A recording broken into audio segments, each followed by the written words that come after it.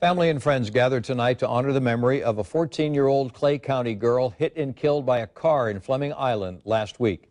Tomorrow, she'll be laid to rest. Gianna Asensio was walking to her bus stop last Thursday morning when she stepped out in front of a car that she didn't see.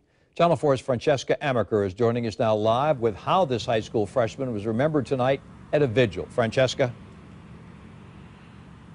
Well, that vigil was held at a church much like this one in Fleming Island earlier tonight. And one of the students that went to school with Gianna told us that many of the students wore floral prints at school today because that was one of her favorite prints. And also tonight, to comfort the family, many students rose to tell their favorite stories of the high school freshman.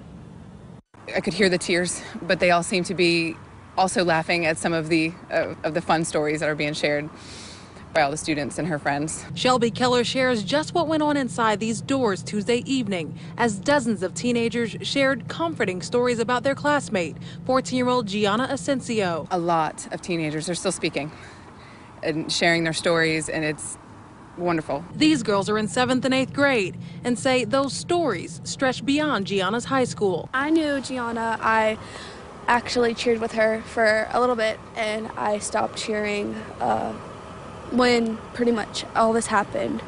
I also knew Gianna from youth group. She was always there. Cameron Clemens shared just one of the stories that brought smiles to the faces of Gianna's friends and parents. Gabby and her were going ice skating, and they were 7 and 8, and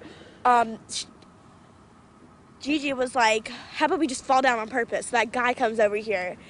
And then they fell down, and the guy came over, and she was like, "Are you guys okay?" He was like, "Are you guys okay?"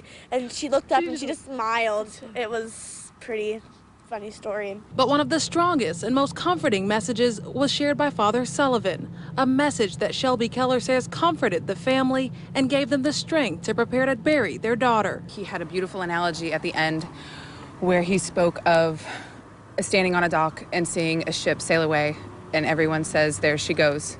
While the speck is small on our horizon, across the ocean, there's people standing on another dock where they are welcoming her, saying, "Here she comes," as their image gets larger, as a sign of hope for the family.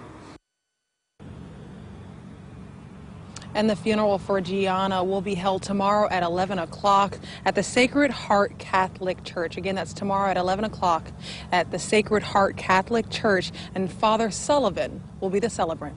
For now, reporting live, Francesca Amaker, Channel 4, the local station.